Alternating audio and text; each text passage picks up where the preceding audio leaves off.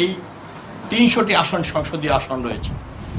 বিগত ১৭ বছরে আমরা দেখেছি তিনটি নির্বাচন কমিশনের মাধ্যমে সীমানা পুনর্নির্ধারণ করে একটি বিশেষ রাজনৈতিক দলকে ১২৫টি আসনে তাদেরকে সুবিধা দেওয়া হয়েছে সীমানা পুনর্নির্ধারণ। জনগণের আকাঙ্ক্ষার প্রত্যাশার বিপরীতে এটা করেছে, দলীয়ভাবে তারা করেছে।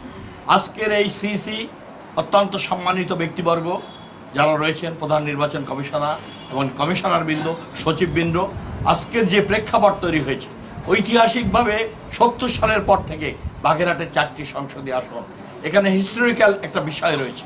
৬০ গম্বুজ মসজিদ, বে অফ বেঙ্গল, সুন্দরবন, দ্বিতীয় সামুদ্রিক বন্দর, আমাদের জাতীয় অর্থনীতির লাইফ লাইন। এখানে আমাদের জাতীয় অর্থনীতিতে জিডিপিতে কাঁকড়া বিদেশে এক্সপোর্ট করা, বাগদা চিংড়ি এক্সপোর্ট করা, চিংড়ি এক্সপোর্ট করা, কুচিয়ে এগুলো এক্সপোর্ট করা একটা বৃহত্তম জোন অর্থনৈতিক অর্জনের। সেই জায়গায় আমার দ্বিতীয় সামুদ্রিক বন্দর, আমাদের সুন্দরবন, আমাদের বে অফ বেঙ্গল, প্রচুর মানুষের কর্মসংস্থান, মৎস্য সম্পদ আহরণ করে জাতীয় অর্থনীতিতে যোগান দিয়ে যাচ্ছে এই বাগেরহাটের 4টি আসনের মানুষ। এইটা পরিকল্পিতভাবে।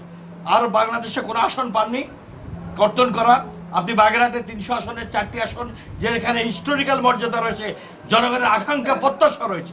গত ১৭ বছর এই জেলার মানুষরা নির্যাতিত, কর্মসংস্থান, উৎপাদন, উন্নয়ন, সব সমৃদ্ধির প্রতিটি জায়গায় শোষণ, বঞ্চনার শিকার হয়েছে।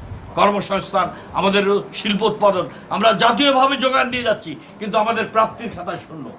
উন্নয়ন, উৎপাদন বঞ্চিত হয়েছে, শোষণের হাতিয়ার হিসেবে বাগেরহাটবাসী বঞ্চিত হচ্ছে। এরপরে আবার মরার উপর খাওয়া। আজকে আপনি ইসি, নির্বাচন কমিশন, তাদের প্রতি আমাদের শ্রদ্ধা রয়েছে। সাংবিধানিক প্রতিষ্ঠান, মানুষের আকাঙ্ক্ষা প্রত্যাশার প্রতি অবশ্যই তাদেরকে শ্রদ্ধাবোধ রাখতে হবে। আপনি কোন বিবেচনায় সাংবিধানিকভাবে এই গুরুত্বপূর্ণ আসনগুলোকে, যেখানে আমাদের লাইফ লাইন জাতীয় অর্থনীতি, আপনি গঠন করে সেখানে সংসদীয় আসন কমানোর অধিকার আপনি নিয়েছেন?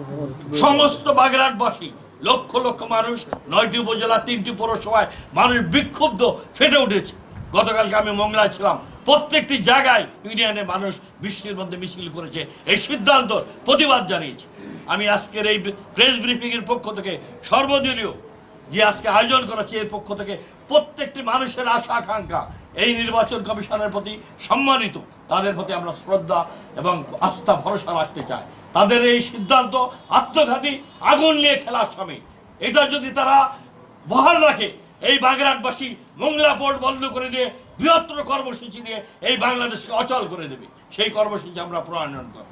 আমি অনুরোধ করব, আগুন দিয়ে খেলবেন না, মানুষের আশা আকাঙ্ক্ষার প্রতি আঘাত করবেন না।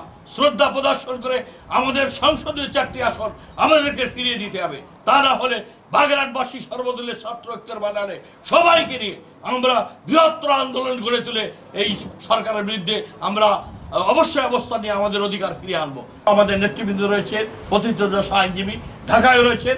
আমরা জনমত গঠন করে বাগেরহাটবাসীর প্রত্যাশা আমরা এই ইলেকশন কমিশনের কাছে দাবি করব, যৌক্তিকভাবে, ন্যায়গতভাবে আমাদের সংসদীয় আসন না কমিয়ে মানুষের অধিকার প্রতিষ্ঠার যে দাবি, সেই দাবির প্রতি শ্রদ্ধা প্রদর্শন করে আমাদের 4টি সংসদীয় আসন অবশ্যই আমাদেরকে জনগণকে ফিরিয়ে দিতে হবে। এটাই আমাদের প্রত্যাশা দাবি। আর যদি না হয়, এই ইলেকশন কমিশনের বিরুদ্ধে সর্বতভাবে আমরা আন্দোলন, রাজপথে যা যা করার প্রয়োজন সেটা বাগেরহাটবাসী করবে। এই আসনগুলোতে গঠন হলে তো আন্দোলন হবে, রিট করবে, আদালতে যাবে, সেটা তো দীর্ঘায়িত হবে। আমরা চাই না এই বিদ্যমান এই পরিস্থিতি যেটা আছে সেটাই থাকবে, এটাই জনগণের প্রত্যাশা।